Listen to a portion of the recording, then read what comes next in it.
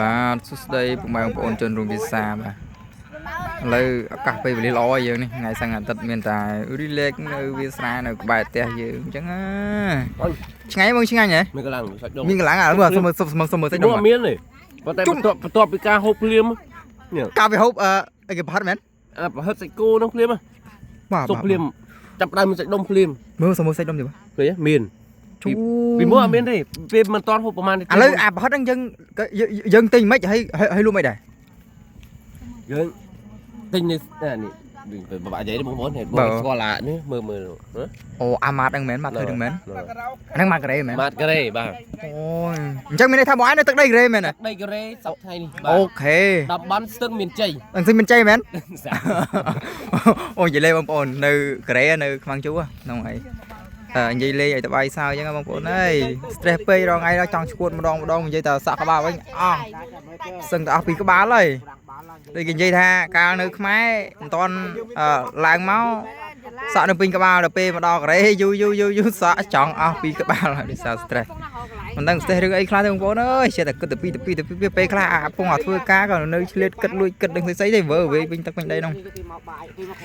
នេះជាបងប្អូនអើយ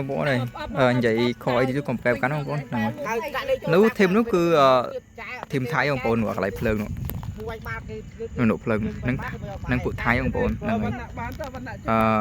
គេក៏មក relax ដូចយើងដែរហ្នឹងហើយនឹងមួយធីមហើយកន្លែងនោះមួយធីមទៀតនោះនឹងកន្លែងនោះធីមទៀតនឹងហើយកន្លែងនោះធីមទៀតនឹងពួកថៃហ្នឹងហើយហើយកន្លែងនេះបងប្អូនខ្មែរយើងហ្នឹងហើយឃើញណាហ្នឹងហើយ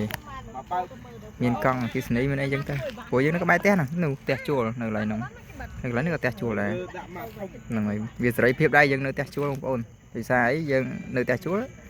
យើងធ្វើការទៅក៏យើងណាយើងហត់ចឹងទៅយើងក៏សម្រាប់មួយថ្ងៃឬក៏ទៅយើងនៅតែខ្លួនឯងទោះបីយ៉ាងណាក៏យើងវាស្រួលខ្លួនដែរហ្នឹងហើយយើងអត់វាអត់ដូចនៅជាមួយតកែព្រោះស្អីយើងរៀនខ្ទាស់ចិត្តគេតិចទៅគេដេញចេញពីផ្ទះគេចង់ទៅវាទៅចាប់ចឹងហើយតែយើងជួលទាំងខ្លួនឯងវាស្រួលប៉ុន្តែវាខ្សែចំណាយក៏វាអស់ច្រើនដែរបងប្អូនតែមិនអីទេគេរស់នៅបានយើងក៏រស់នៅបានដែរហ្នឹងហើយជួលតែដូចគ្នាគេរស់នៅបានប៉ុណ្ណឹងរត់រួចមិនទេបងប្អូនហ្នឹងហើយហ្នឹងហើយគេរត់រួចយើងរត់រួចហ្នឹងហើយអានោះមែនហ្នឹងហើយចាំខ្ញុំវិញជាប់ត្រង់បើប្រោយទៅណាចាទៅមើលកន្លែងចង់មើលជួលកន្លែងសាងកន្លែងអូទៅរកហាងជួលមែនខ្ញុំហៅបើកមែនតាជួលល្អហ្នឹងហើយនៅផ្លូវ6នេះបើកមួយហ្នឹងខាងហើយអូយឡើងម៉ូតូឲ្យលយទេណាម៉ូតូណាកន្លែងមួយតា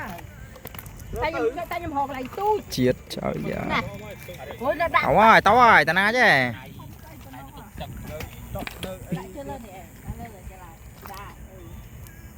យ៉ាពួកថៃនោះញ៉ែវើទៅហើយ